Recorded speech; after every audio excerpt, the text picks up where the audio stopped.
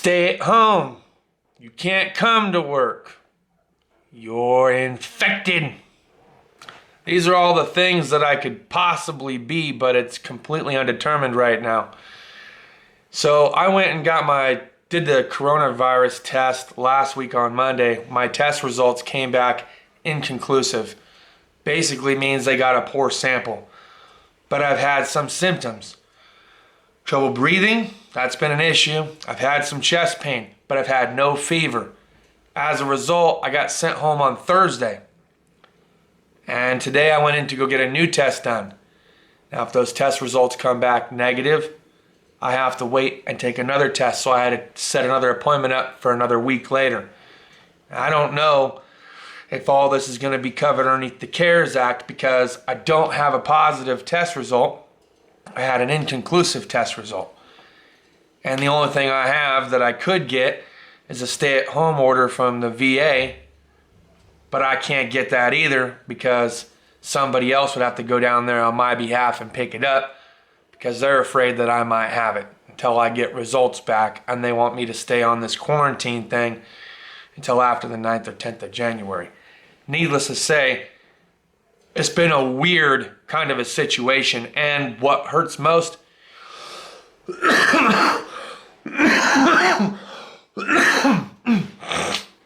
look, I get it. Don't even get me started, all right? I got plenty of comments about the fact, oh, you smoke, though. I've been smoking for years. This is way, way different.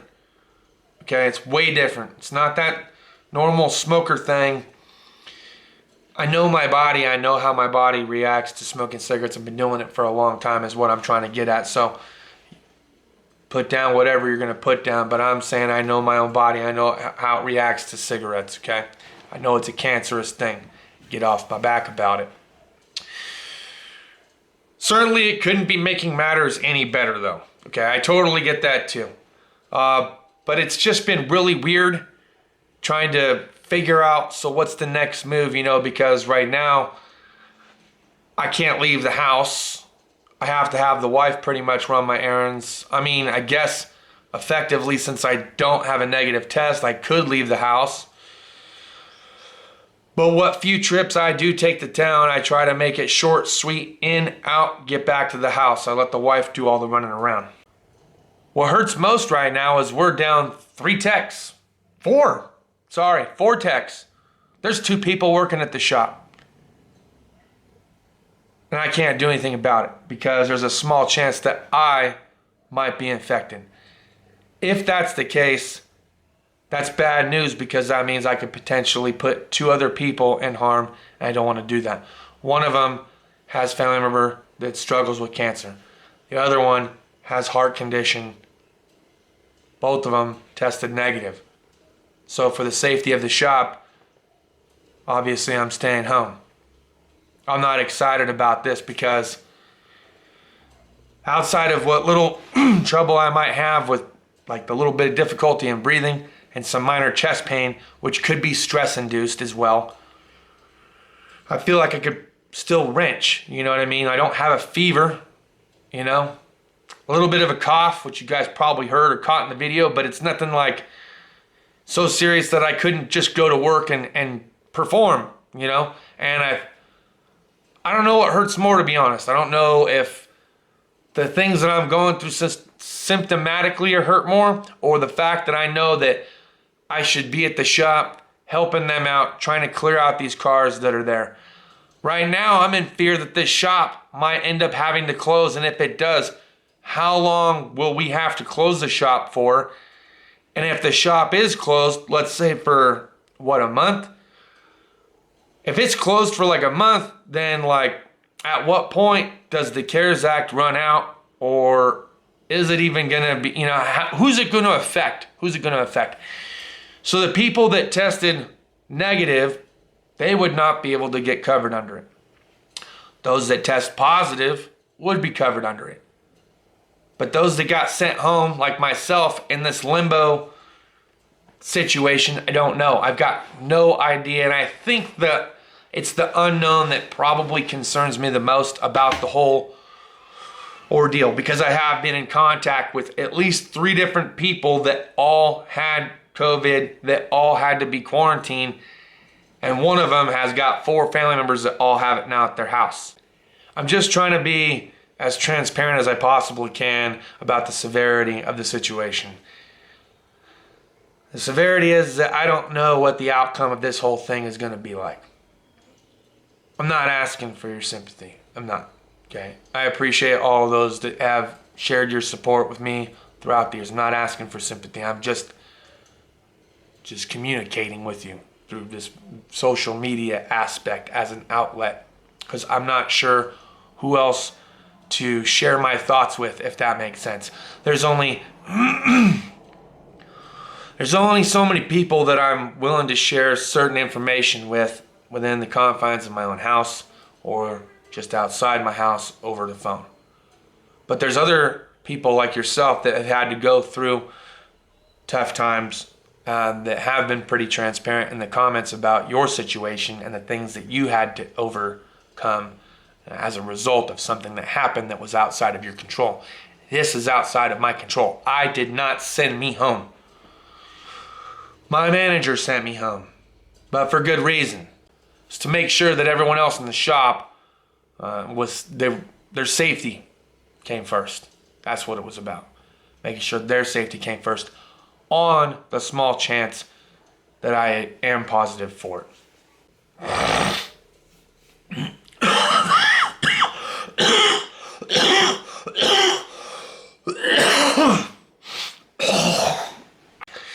I don't know, man.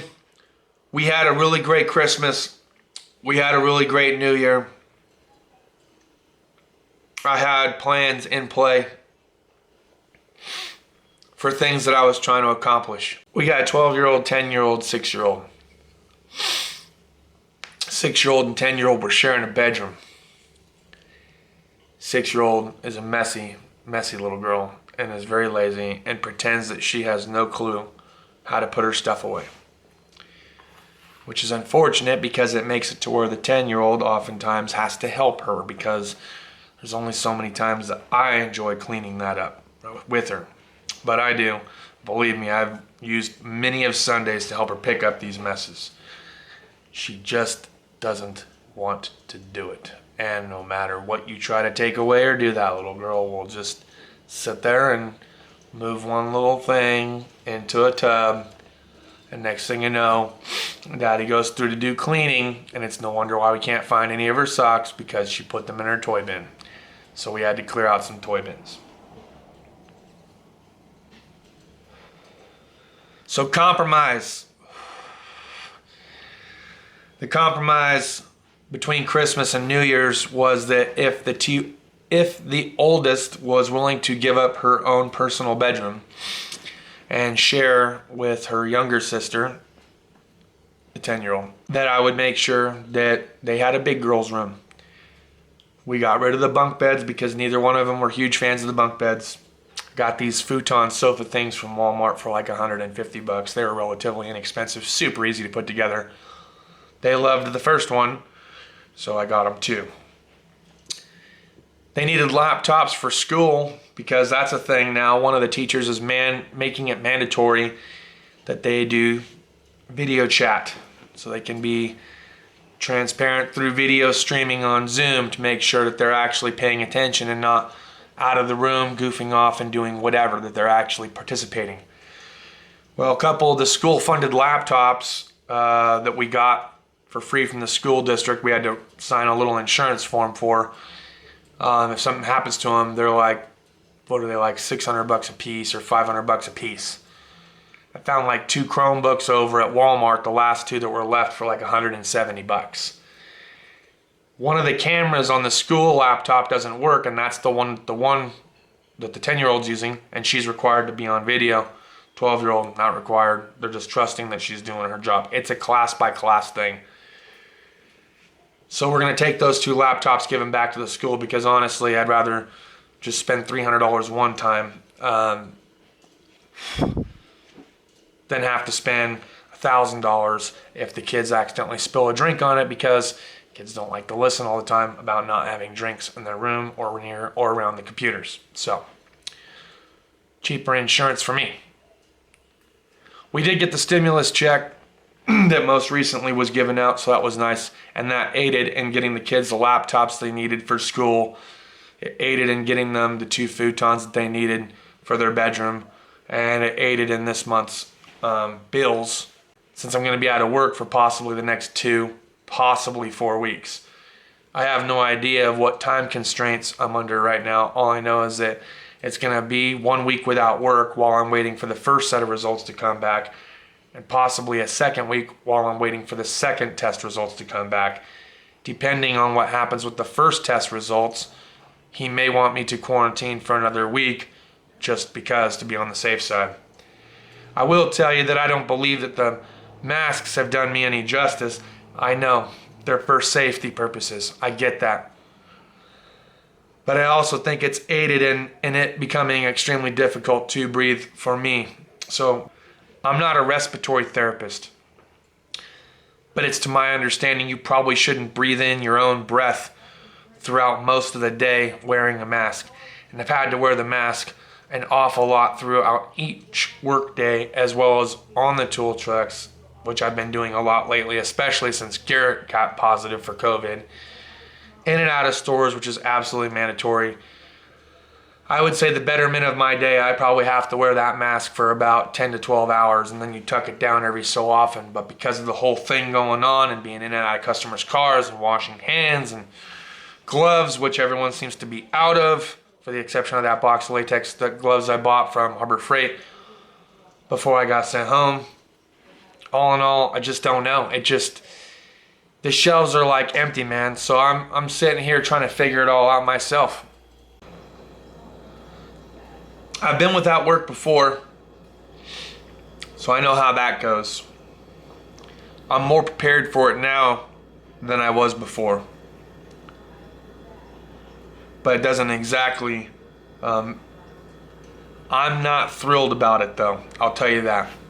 A couple of reasons why. I'm not thrilled about it because I don't want the unnecessary pressure on the shop of not being able to complete necessary work that's coming in as an essential worker. 2, I'm not 100% sold on the symptoms that I have being COVID related. Okay, I don't believe they could be. Okay, I'm no doctor. I'll wait for my result. But I just find it, I don't even know what I'm trying to say here, man.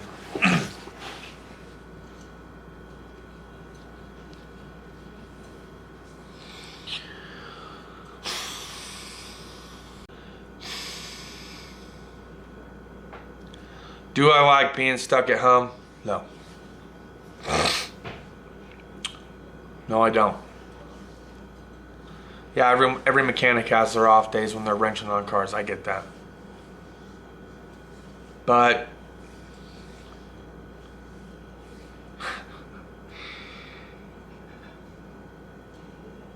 I just don't even know. Okay, everyone's life everyone's life and livelihood is at stake right now. You're damned if you do, you're damned if you don't. If you got COVID and you have to stay home, I get that part. If you have symptoms, but I don't even know, man. Fuck.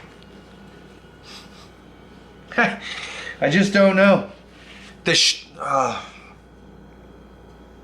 I need to be at work. I need to be at work. That's what it is. It's a shop with a very small, tight-knit group of people. And yes, everyone's life matters as far as their overall health and protecting them from those that are infected. And I very well could be, and I get that. But if the shop closes and we go under, how long is it going to take for us to bounce back?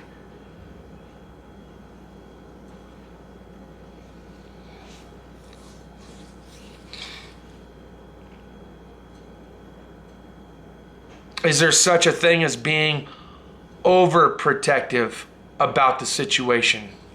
That's my question. I understand taking necessary precautions, but even as a mechanic, yeah, there's a few times that you're pretty close to each other, less than that 6 feet thing. But there are other times that you're exactly 20 to 40 feet away from each other. And now there's only 2 people left working at the shop, trying to maintain a shop, while everyone else is out.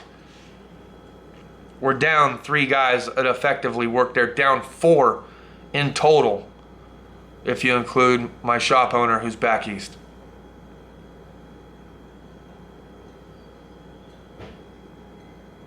Two people.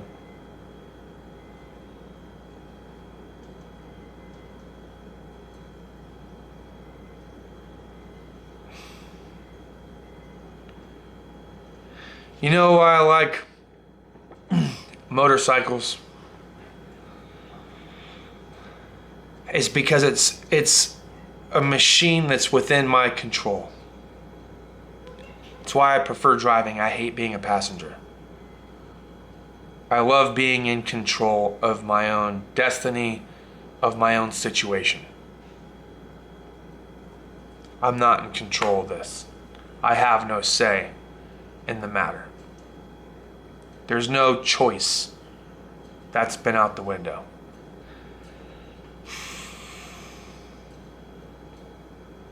I think I told you guys in a video that even people that you would consider or I would consider successful have struggles. They have their own set of problems. I have mine. This is one of the most recent problems that I have to face. And then of course I still have some issues that I'm trying to work out the kinks with when it comes to my retirement package. There are things that are still not completed yet. Some things are, some of the more important things are, other things are not. And it's just been extremely stressful trying to achieve everything because things are only open from 8 to 5 Monday through Friday. And if you work 8 to 5 and you can't catch them on the phone in that half hour or 1 hour that you have for lunch, you're screwed. You got to call back again another day. So I'm using all my time as wisely as I can to try to get as much of that done as I possibly can. But it's also difficult because when their staff gets COVID and they're out of it, then I have to work with a new member until the other member comes back. And then they lose paperwork, and then I have to make another phone call, or I have to make an appointment, and their appointments are 2 weeks and 2 months out. Even as something as simple as like I had these cysts, one on my neck, and you guys already know where the other one was. The only place I could go to get it taken care of was the emergency room. When they didn't remove all of this, when I took a razor blade to my own neck, and you can see that it's right next to the vein, I had to be extremely careful. Don't recommend doing that. But I had to cut my own neck and push whatever was out. I've had to be my own doctor, my own accountant, my own tax representative. You name it, I've had to do it during the pandemic. So we all have our own issues.